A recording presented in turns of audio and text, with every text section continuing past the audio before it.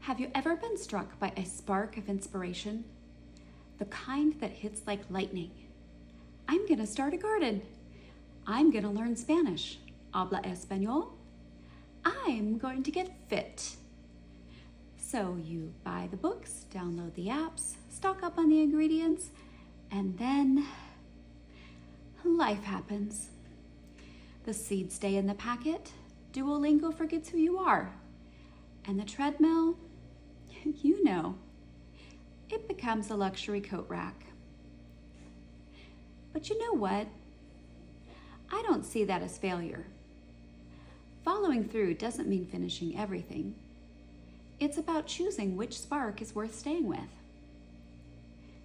15 years ago, I heard about the Susan G. Komen 3-Day Walk. It's a fundraising event for breast cancer.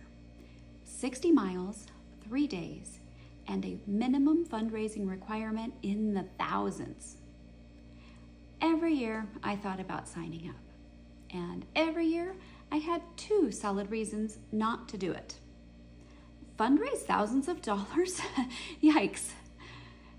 Walk 60 miles in 3 days? I thought I was doing good if I could get in 10,000 steps in 1 day.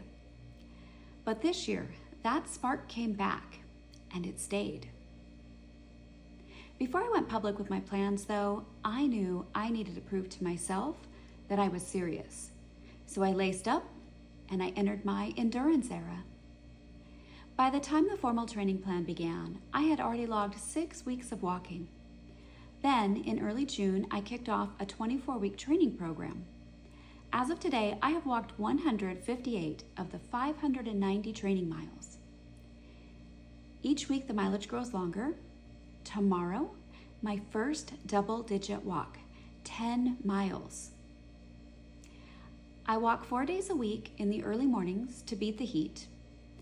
Most walks are peaceful, others brutal, hot, never-ending. My first morning of training had me out in the wind and the sprinkles. The old me definitely would have turned around. But this time, I kept going because I'm not just walking. I'm following through on a spark that I chose to commit to. But what exactly is a 3-day walk? It's 3 back-to-back days of walking, an average of 20 miles each day, through city streets and coastal trails. Did I mention that my event takes place in beautiful, hilly San Diego this November? I'll be joined by a couple thousand other walkers. We'll be supported by cheering squads, music, and laughter. It'll be exhausting. It'll be exhilarating. It's what they call life in the pink bubble. And yes, I wear pink every day to help me stay in it. But the magic of those 3 days only happens because of the months of heart and hustle that come first. When I first registered, I told myself, if I can't raise the money, I'll just pay for it out of pocket, even if it means going into debt. That's when I decided to get really serious about letting the world know just what I was up to. I started with a fun online teaser campaign before making my big announcement. I've shared about my early morning alarms, my aching muscles, and the joy I'm pouring into this journey. I post daily updates. I host $5 Friday donation drives. Currently, I'm throwing a virtual Pampered Chef party where up to 30% of my sales will go directly to my fundraiser. And because once I am all in on something, I don't do anything halfway. Coming later next month, a 5-day birthday extravaganza, Julie's Sparkle and Strength Soiree.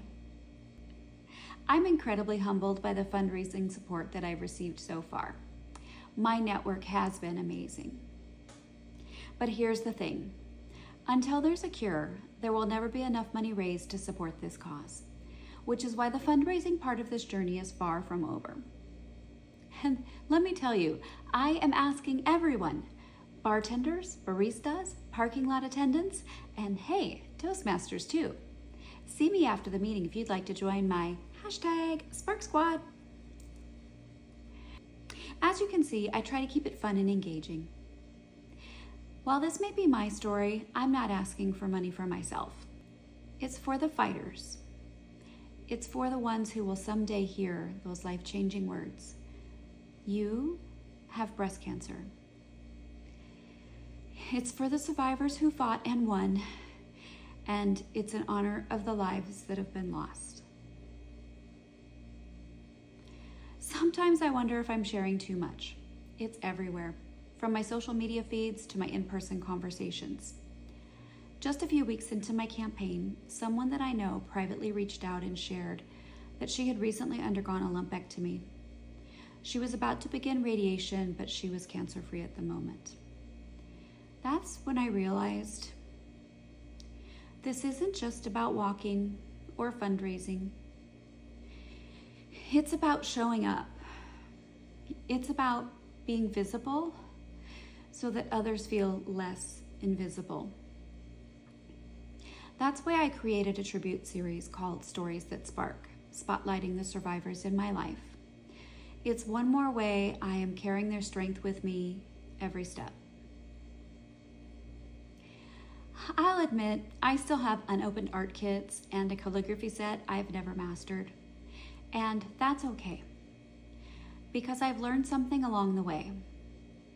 Following through doesn't mean finishing every spark. It's about focusing on the ones that really matter.